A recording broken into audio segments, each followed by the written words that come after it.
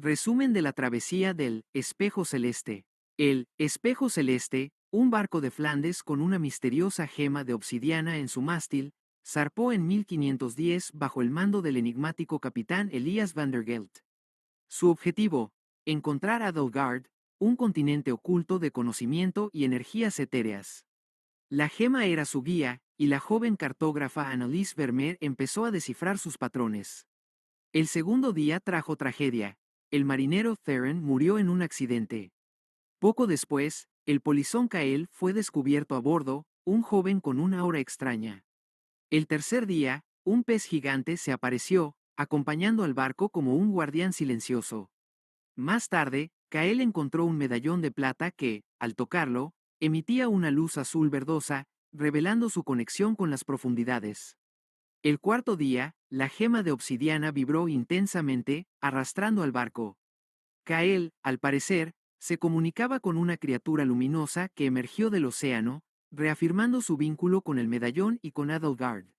El quinto día se instaló el miedo y el deseo de regreso en la tripulación, aterrada por los misterios y la incontrolable fuerza que movía el barco. Una presencia inmensa comenzó a moverse bajo la quilla, añadiendo al pánico. El sexto día, la presencia se reveló nuevamente como el pez gigante, actuando como protector y guía. La gema de obsidiana y el medallón de Kael confirmaron una conexión profunda, mostrando que el pez los protegía y que Kael era un susurrador del océano. El séptimo día, el espejo celeste navegó entre los restos de un antiguo naufragio. Entre los escombros, encontraron un misterioso sarcófago de piedra con extraños símbolos que Kael reconocía, sugiriendo un mensaje del pasado. El octavo día reveló una pequeña isla con una antigua baliza en su cima. Kael, guiado por la gema y su medallón, colocó este último en la baliza. La estructura se activó, enviando un potente rayo de luz hacia el cielo, disipando las nubes y revelando, por fin, Adelgard, el colosal continente flotante que había estado esperando su llegada. Expansión. Noveno día, la llegada a Adelgard y los primeros contactos. El noveno día amaneció con una visión que desafiaba toda lógica y expectativa. Adelgard se alzaba sobre ellos, un reino de tierra suspendido entre el cielo y el mar, bañado por la luz del sol que se filtraba entre las nubes. Era un tapiz de verdes exuberantes, cascadas que caían en el vacío y brillos dorados que revelaban construcciones imposibles, talladas en acantilados o suspendidas en el aire, conectadas por puentes de luz que parecían etéreos. La visión dejó a la tripulación del espejo celeste, muda de asombro, el miedo de los días pasados reemplazado por una reverencia abrumadora. Elias van der Gelt, con su rostro habitualmente pétreo, sentía una emoción que rara vez se permitía. Habían llegado. Annelies Vermeer, con sus ojos llenos de lágrimas de asombro, era la primera en hablar. Es, es más de lo que jamás imaginé, susurró, su voz temblorosa. La gema de obsidiana en el mástil zumbaba con un deleite perceptible, como si hubiera cumplido su propósito. Kael, con el medallón aún pulsando en su mano, señaló hacia el continente flotante. Nos esperan, dijo, su voz clara y serena, una transformación de la tartamudez y el miedo de los días anteriores. La conexión entre él y la gema de obsidiana parecía haberse fortalecido, y su comprensión del entorno, amplificado. El espejo celeste fue atraído suavemente hacia una de las orillas flotantes de Adelgard, no hacia un puerto, sino hacia una plataforma natural de roca pulida que parecía haber sido creada para su llegada. A medida que se acercaban, figuras altas y esbeltas comenzaron a emerger de la densa vegetación.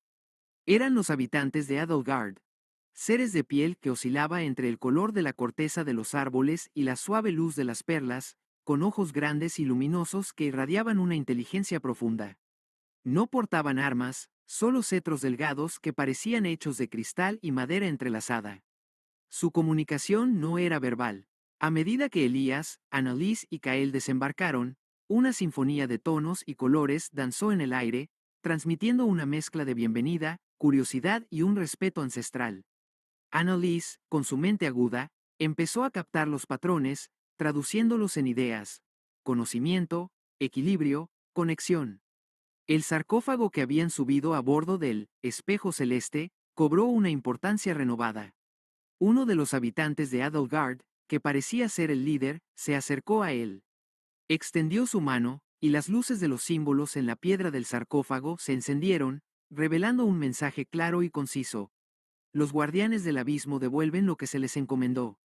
Que el linaje olvidado sea recordado. La luz se centró en Kael, como si el sarcófago y sus ancestros lo estuvieran reconociendo.